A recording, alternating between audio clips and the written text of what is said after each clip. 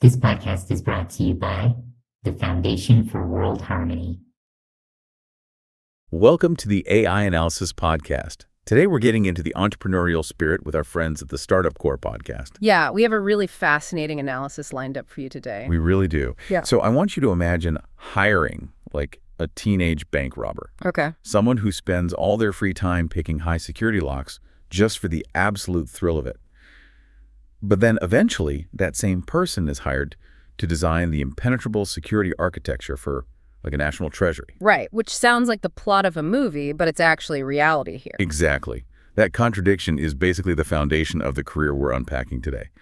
We are looking at Ignacio Lopez. And Ignacio is an Argentinian computer science grad, a serial founder, a corporate innovator, and currently an IT product manager based out of Miami. Yeah, his trajectory is just a perfect case study Yeah. because he's run what is essentially a complete tech world decathlon. You really rarely find a single individual who has genuinely played every single major role in this ecosystem. Right. I mean, he started as the rogue teenage hacker, right?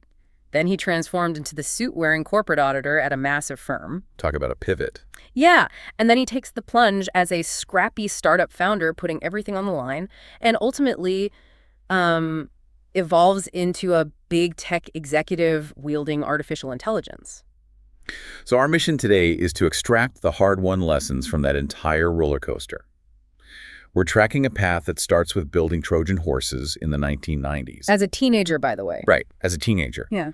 And then it weaves through surviving the total collapse of the FTX crypto exchange and lands in this sweet spot he calls being an entrepreneur. And running through all of this, there's his central philosophy. Which is so crucial for you to hear no matter what kind of venture you're trying to get off the ground. Exactly. It's this idea of why falling in love with a problem rather than your proposed solution is the ultimate key to success. So to really grasp the mechanics of that philosophy, we kind of have to look at how his professional mindset was forged in the first place. Right. Going back to the late 1990s, he's around 13 years old, and Ignacio is a self-described hacker.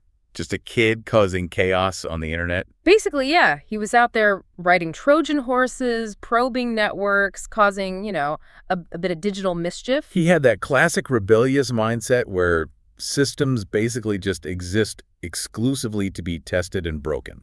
Which makes his very first official job incredibly ironic. Oh, absolutely. He lands a role as an IT advisor at KPMG. One of the Big Four accounting and consulting firms. Right. Talk about a massive culture shock. I mean, he goes from being this rogue digital explorer answering to nobody to suddenly wearing a tie, adhering to strict corporate hierarchy, and, building slide decks. Yeah, the sources note he felt the environment was suffocatingly rigid. Like he was being treated as an intern despite having all these high-level technical skills. I can imagine he chafed against that bureaucracy pretty hard. Oh, he did. But, and this is important, he acknowledges that this corporate boot camp was absolutely vital. Because it taught him the operational side of things. Exactly.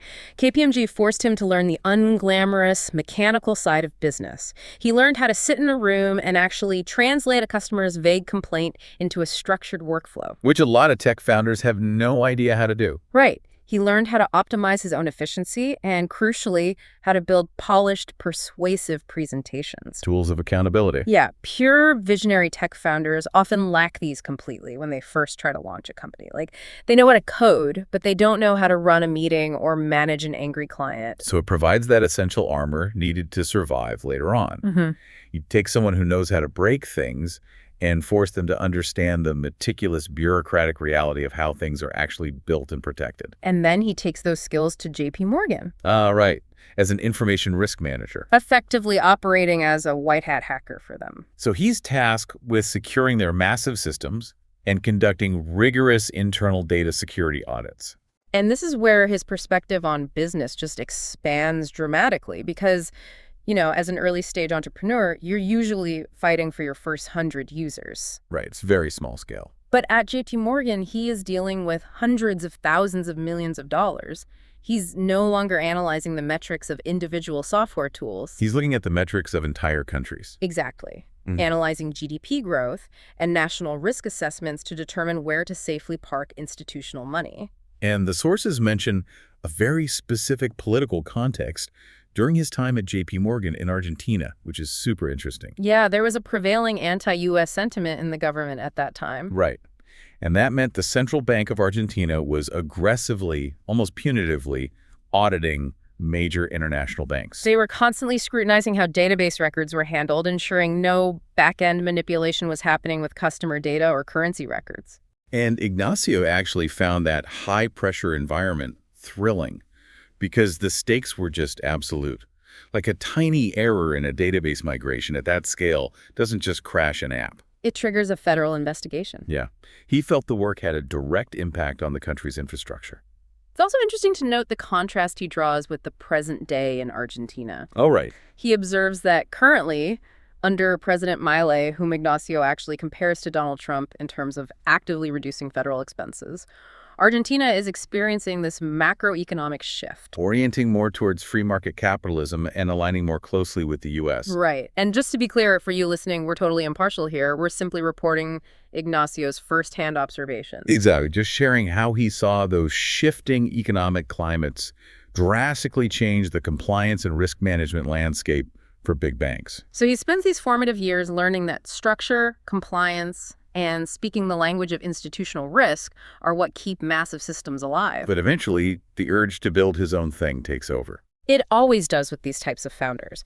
Around 2012 or 2013, so the Instagram era is just dawning, right? Yeah, early days of visual social media. And he develops a concept that was honestly incredibly forward-thinking for the time. He envisioned a social media application focused entirely on shoppable images. Oh, wow. So users would upload pictures of themselves wearing different outfits, Yeah. and viewers could literally click on the clothing items right there in the picture and buy them directly. Exactly. No navigating away, no searching manually. Just see it, click it, buy it. Which is exactly the commerce model that dominates social media today. That's brilliant. It was. So he partners with a kindergarten friend who was working at Microsoft. They flesh it out, build a pitch deck using those KPMG skills, of course. Naturally. And they secure a massive $200,000 seed investment in Argentina. That's huge for that time and place. Yeah, so he quits JP Morgan to go all in.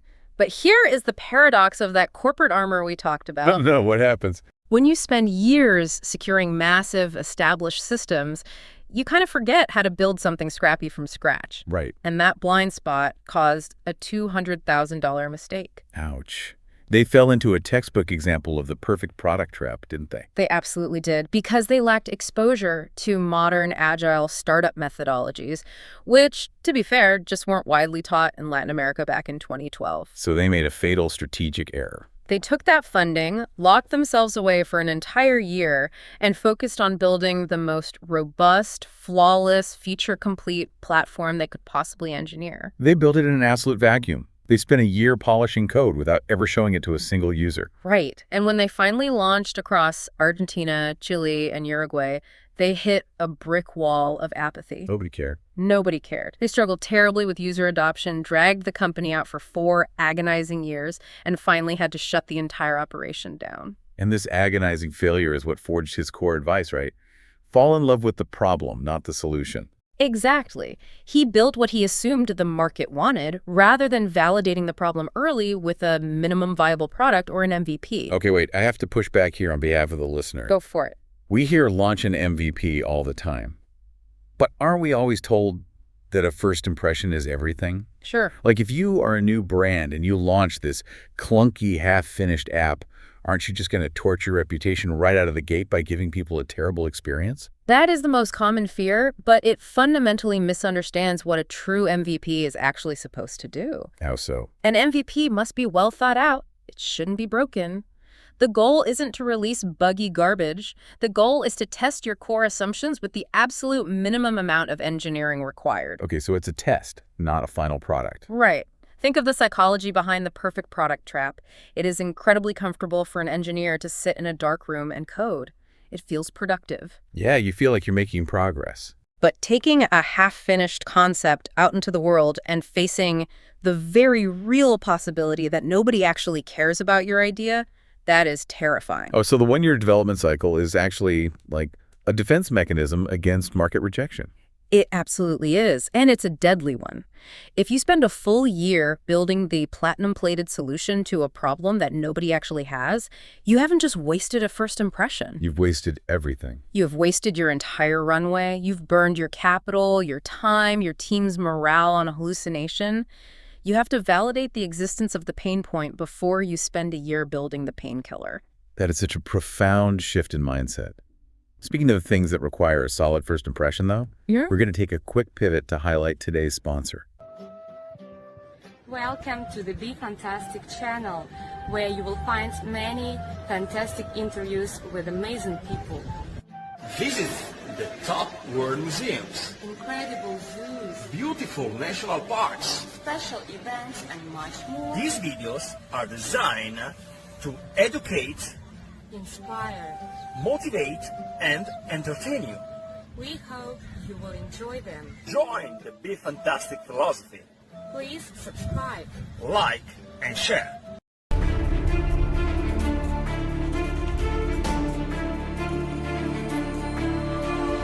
All right, so returning to Ignacio's timeline, when you've just torched a seed fund on a perfectly engineered app that nobody wants, where do you go? You go learn how innovation is actually supposed to work on the ground. Exactly. He doesn't stay defeated. He moves to Boston to get his MBA and then lands a job in San Francisco at an innovation lab for Konica Minolta.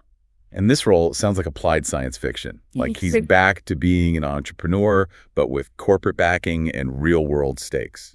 Yeah, he's flying drones over agricultural fields, using AI and image recognition to analyze crop health in real time. Wow. And he's using artificial intelligence to parse dense patient health records and instantly match individuals with cutting-edge clinical trials. So he's applying disruptive tech to physical, biological problems. Right, and learning how to iterate quickly.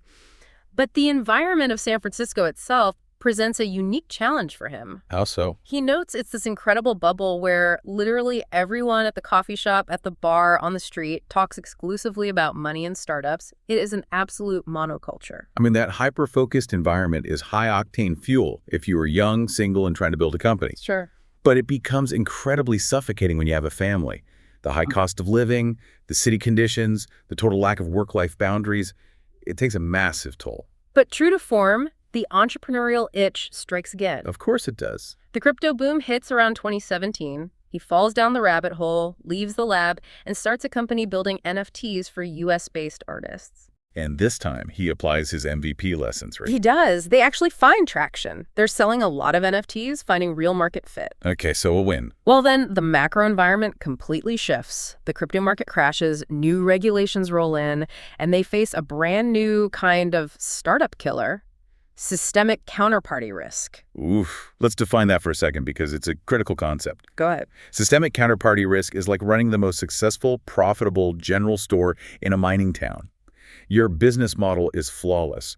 People are buying your goods every single day. Right. Everything is working. But if the silver mine at the edge of town completely collapses, the entire town empties out. Your store didn't fail because of bad management.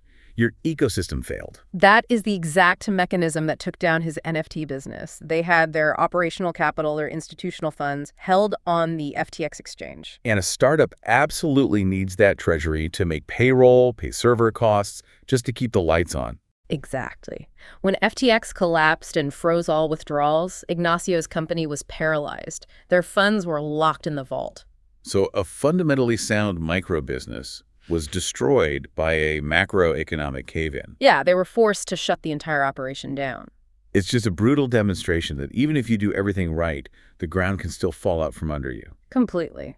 So following the FTX collapse and realizing San Francisco's monoculture wasn't the ideal place for his family anyway, he relocates to Miami. And he's very specific about where he settles in Miami. He moves to Coconut Grove, which he describes as a quiet, residential, family-friendly area full of parks. Right, and he contrasts this sharply with the Brickell neighborhood, which is essentially the financial center. Yeah, Brickell is where you see the Lamborghinis, the bling-bling lifestyle, everyone dressed to the nines, projecting wealth. So by separating his home life in the Grove from the hustle of Brickell, he establishes a boundary he just never had in San Francisco. And professionally, he finds a role that synthesizes all his past lives. He takes a position as a product manager at Kaseya, a major Miami-based IT software company. And here's where he really embraces the title of entrepreneur. Yeah, he isn't just maintaining legacy software code. He's operating like a founder inside the walls of a corporation. He constantly looks for systemic friction points within the company's workflows. When he spots an inefficiency, he builds a pitch deck, goes to the executives, and pitches a solution. Much like pitching a venture capitalist. And if they greenlight it, he deploys the fix across the organization. Which is awesome because he realized a crucial truth about his own strengths along the way. What's that? He actually enjoys the quote-to-cash side of the business yeah. more than pure software engineering. Ah, right. Quote to cash being the entire mechanical pipeline of a business. Exactly. From the exact moment a customer asks for a price quote, through the contract negotiation, the delivery of the product, right up to the moment the money clears the bank account. He loves the machinery of selling and delivering the product.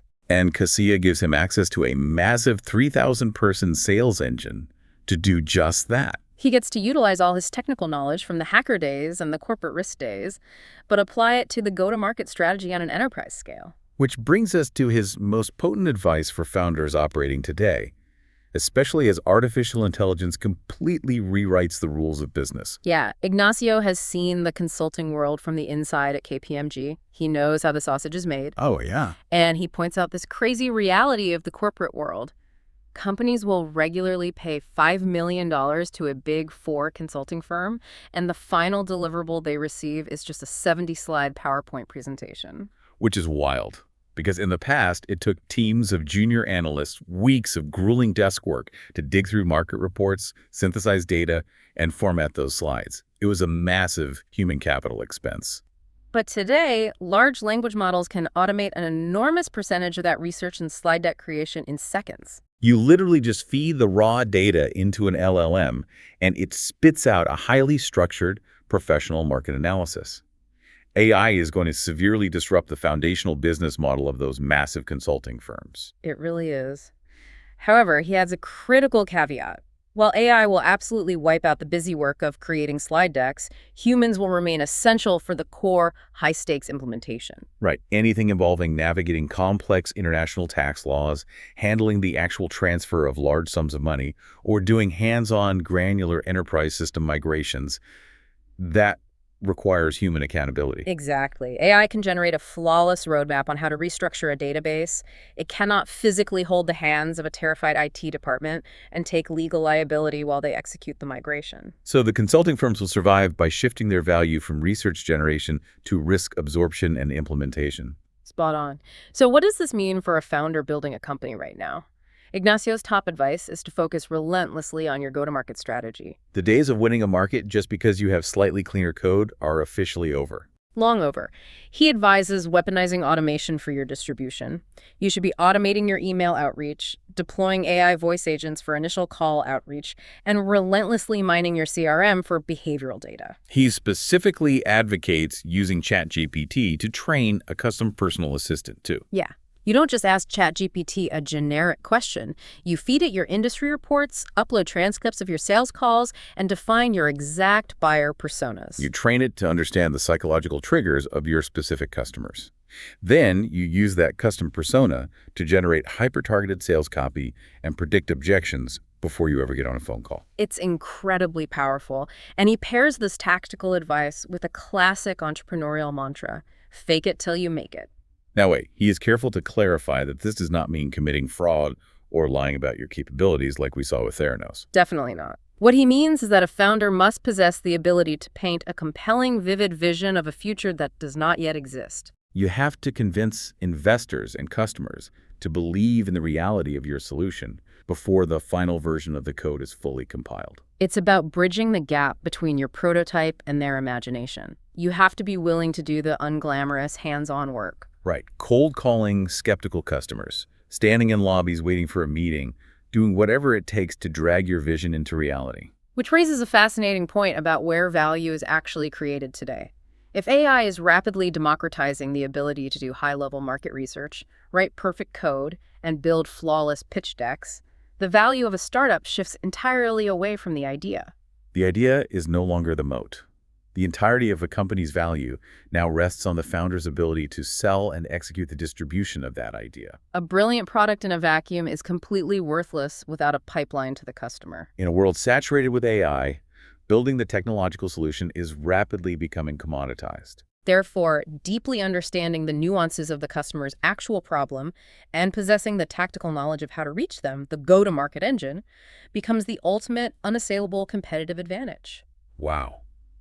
We followed Ignacio Lopez from his days as a teenage hacker, learning the rigid but necessary discipline of institutional risk at KPMG and JP Morgan. We saw him fall into the trap of building a perfect product in a vacuum, an expensive lesson that taught him the psychological importance of the MVP. And we tracked his resilience through the applied innovations in San Francisco, the crushing systemic cave-in of the FTX crypto collapse, and his reinvention in Miami. Through it all, the through line is clear. The underlying technology will constantly change, macroeconomic markets will crash, but the ability to identify a genuine problem and master the go-to-market distribution engine is what separates a failed science experiment from a thriving, sustainable business.